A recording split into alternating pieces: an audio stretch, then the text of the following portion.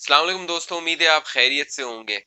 لیکن اگر آپ خیریت سے ہیں تو شاید اب آپ خیریت سے نہ رہیں، کیونکہ اس نئے پاکستان میں مجھے لگتا ہے اب کوئی محفوظ نہیں ہے. جو کچھ لاہور موٹر وے پہ ایک خاتون کے ساتھ ہوا ہے، اس کے 3 بچوں کے سامنے اس کے ساتھ جو ہوا ہے، شاید یہ کرب وہ پوری زندگی نہ بلا سکے، اس کے بچے یہ کرب پوری زندگی نہ بلا سکے. لیکن اب اس نے جو انکشافات کیے ہیں وہ اس سسٹم پر سوالیہ نشان ہے، وہ اس نئے پاکستان پر سوالیہ نشان ہے جس کا وعدہ کر کے وزیر اعظم عمران خان نے آپ سے اور مجھ سے ووٹ لیا تھا.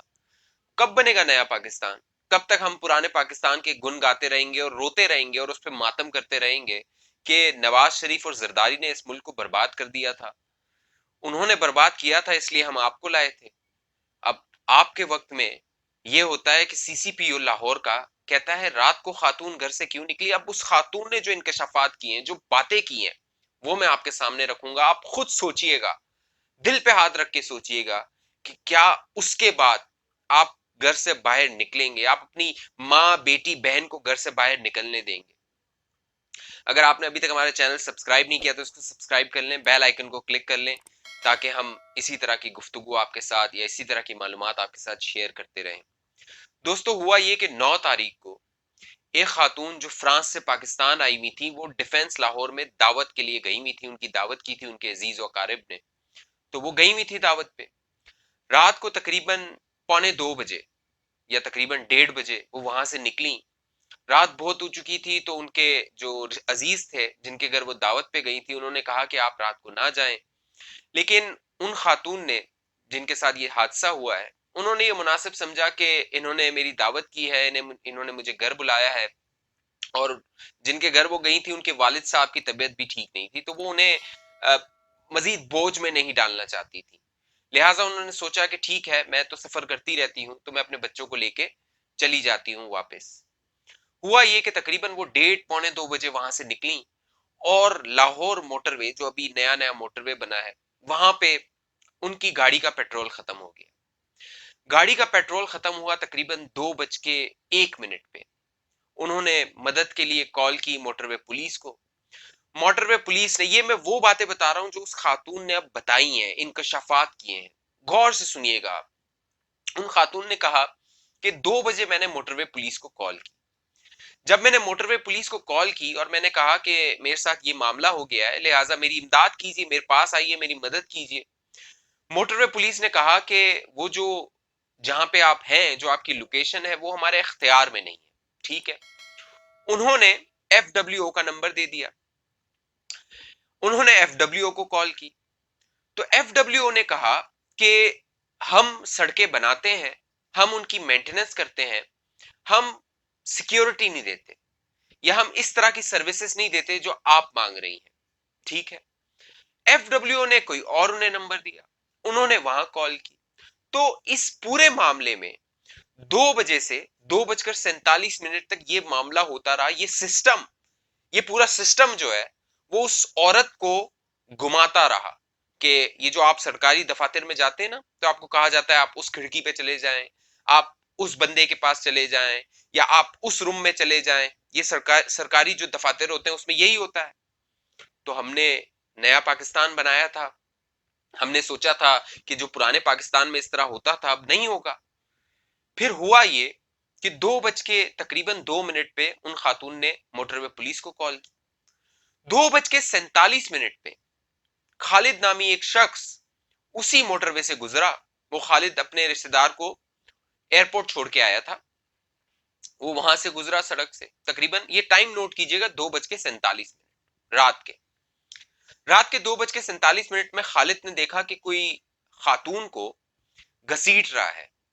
اس کی گاڑی کے پاس 2 لوگ ہیں، اور ایک شخص اس خاتون کے ساتھ زبردستی کر رہا ہے، اسے پکڑ کے بالوں سے پکڑ کے اسے مار رہا ہے، تھپڑ مار رہا ہے، اور اسے گھسیٹ کے لے کے جانا چاہ رہا ہے جنگل کی طرف. خالد وہاں رکا، اور خالد نے اپنی جو لائٹس تھیں گاڑی کی وہ ہائی بیم پہ آن کر دی. اس نے، وہ بھی ڈر گیا، خالد بھی ڈر گیا کہ شاید کوئی ڈکیتی ہو رہی ہے اور ان کے پاس کوئی اسلحہ ہو.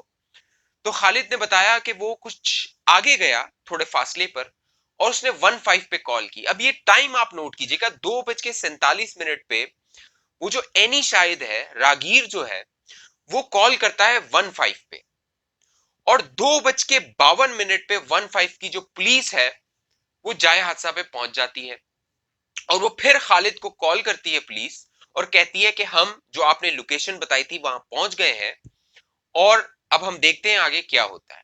ठीक है, खालिद का राब्ता अब खत्म हो जाता है, पुलिस अपनी कार्रवाई शुरू करती है। पुलिस को, जब वो पुलिस आगे बढ़ती है, 2:02 पे पुलिस ने कॉल की थी मोटरवे पुलिस को। 2:47 पे उस खातून के साथ उसके बच्चों के सामने ज्यादती हो चुकी थी। ये दो लोग उसे ज्यादती का निशाना बना चुके थे। एक और बात सुनिए, हुआ ये, अब उन खातून ने जो बताया है उसके मुताबिक उनके पास कुछ पैसे थे और उनके जेवरात थे। वो जेवरात एक बैग में थे। जब ये डकैत जो थे, या जो डाकू थे, या जो भी लुटेरे थे, वो उन्हें घसीट के लेके जा रहे थे, तो वो बैग जो था वो रास्ते में गिर गया, और उस वक्त अंधेरा था तो बैग भी नजर नहीं आ रहा था। तो उनमें से एक शख्स गया है वो बैग ढूंढने। वो बैग जाके उसने ढूंढा है और वो बैग वापस लेके आया है, और वो बैग बाद में उसे ज्यादती का निशाना बना के वो लोग, वो दो जो तकरीबन 30-32 साल के नौजवान थे या मर्द थे, वो अपने साथ ले गए हैं। आप यकीन करें, आप तसव्वुर करें, आप तसव्वुर करें अगर आपकी बीवी है और आपकी बीवी के साथ आपके बच्चे हैं और उसके साथ ये वाकया हो जाए, आपका रिएक्शन क्या होगा? आप कितना गुस्सा आएगा आपको? आपके अंदर इतना गुस्सा होगा कि ना आप कानून देखेंगे, ना आप कोई और बात सुनेंगे, आप उस शख्स को नहीं छोड़ेंगे। लेकिन इस मदीना की रियासत में हमें अगर मगर बताया जा रहा है। हमें वजीर मौसूफ असद उमर साहब, अली जैदी साहब और फैसल वोडा साहब जैसे लोग अगर मगर बता रहे हैं और उस सीसीपीओ का दिफा कर रहे हैं। शहजाद अकबर साहब उन्हें लाए हैं, अब उनका दिफा कर रहे हैं। वहां पे जब 2:52 पे पुलिस पहुंची, तो उस औरत के जो जज्बात थे, जिस तरह वो रिएक्ट कर रही थी, और इससे आपको अंदाजा होगा वो कितनी खौफजदा थी, वो कितनी ट्रॉमेटाइज थी, जहनी तौर पे वो कितनी परेशान हो गई थी, और उसने अपने बच्चों को अपनी आगोश में लिया हुआ था।